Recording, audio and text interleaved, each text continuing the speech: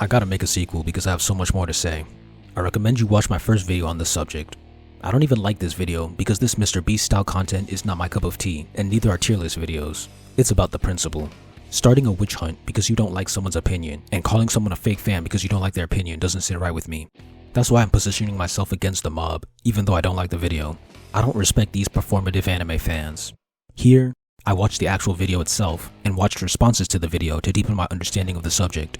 Here's my psychological theory. The mob had a negative emotional reaction to the end results, but instead of acknowledging that this was emotional, they looked for logical excuses to justify their emotional reaction. If I make an analysis video saying Death Note is peak fiction, most Death Note fans won't think or care about how I got to that conclusion. They'll just agree with the end result.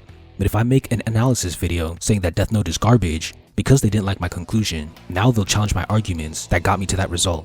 You will rarely see a commenter that says, "Hey, I agree with your conclusion, but not how you got there." I don't know if there's a psychological explanation for this phenomenon, but it's very common, and I believe that's what happened here. I'll explain more after covering the original video.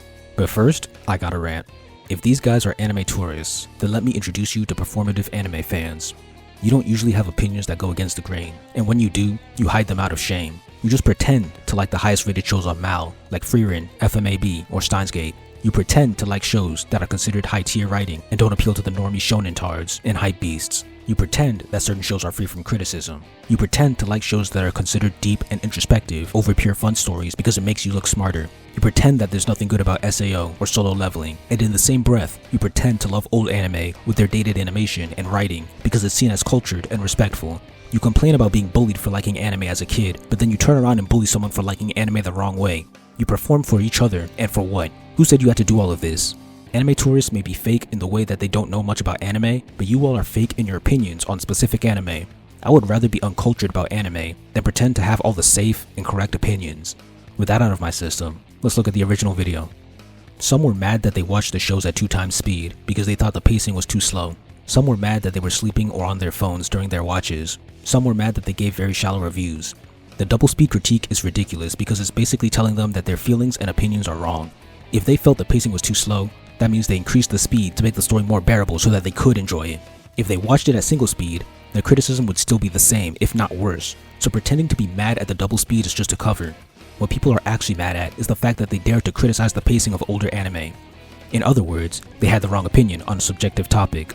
As for the sleeping, maybe I'm giving them too much grace, but it looked like an obvious bit to me. Firstly, it was primarily one guy falling asleep, which leads me to believe that that was his running joke. Secondly, we never see anyone sleeping during the sped up reactions. It's always an extra phone recorded clip. So I believe if you were paying attention, you'd know that they weren't actually sleeping. I could be wrong, but I don't think I am. Their reviews were definitely shallow. Most lasted under 10 seconds, but this only mattered to the mob when the review was bad. With no explanation at all, they gave Hunter x Hunter A tier and Death Note S tier. They gave Berserk S tier because it was iconic and beautiful. AOT S tier because it had the best world building. Tokyo Ghoul S tier because it was a banger. JJK S tier because it was peak. CSM A tier because it was depressing. Frieren A tier because it was a banger and gorgeous. But for some reason, I didn't see anyone criticizing these shallow reviews when they spoke positively about respected anime. And about the phone criticism, I saw them on their phones for FMA and Gurren Lagann, but they gave those high tiers as well. But it's not a problem because the mob loves those anime. The one thing that really irritated me was their Inuyasha review. They watched it in Spanish for some reason, and then held their lack of comprehension against the show. There's no defending that. It's not that hard to find the dub or a sub. Let's go back to my psychological theory. People were mad about 2 times speed, sleeping, on their phones, shallow reviews, the fact that they just discovered anime 5 years ago, and watching it in a different language. Imagine they watched Astro Boy in 2 times speed, in Spanish, slept through it, and they were on their phones, but then they said it was peak, an important part of anime history, and gave it S tier.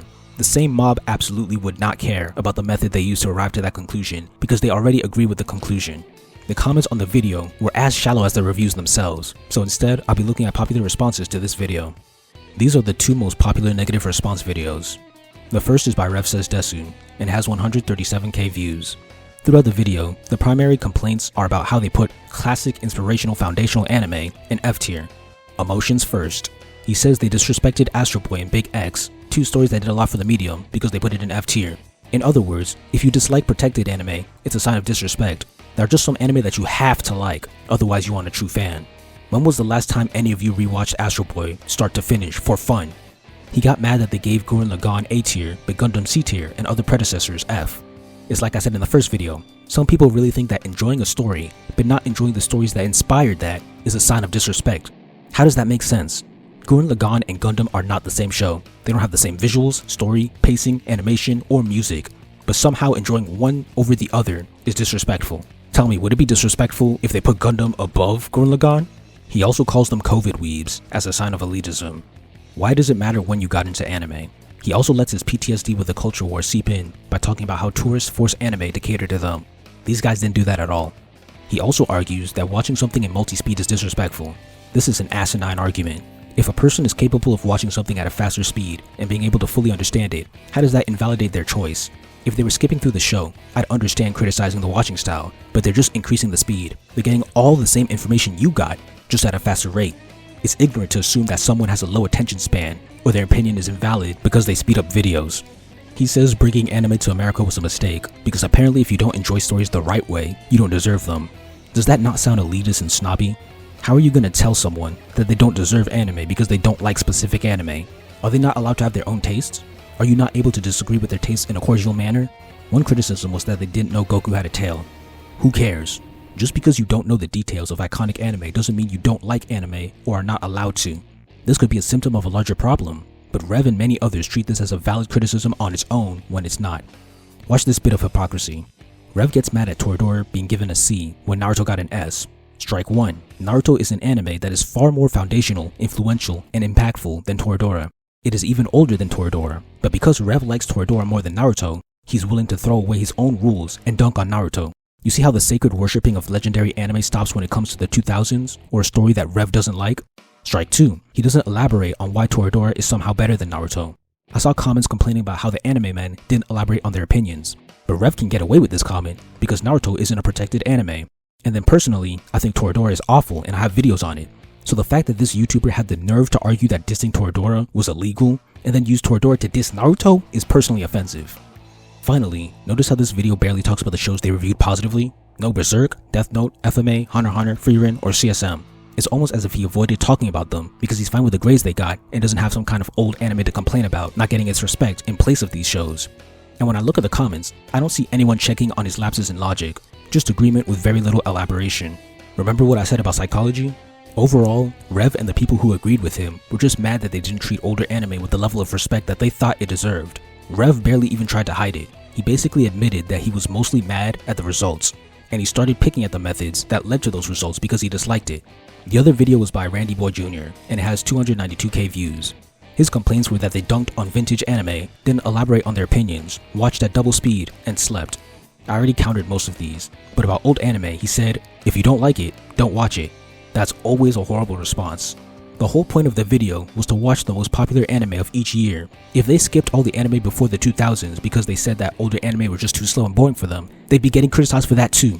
Using the same logic, if he didn't like the video, then why did he watch it until the end and make a whole video on it?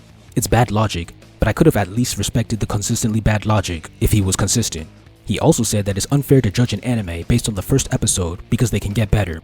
Everyone knows that, but that was the whole point of the video. It was a challenge. The video is literally titled, "We ranked the first episodes of every year's most popular anime."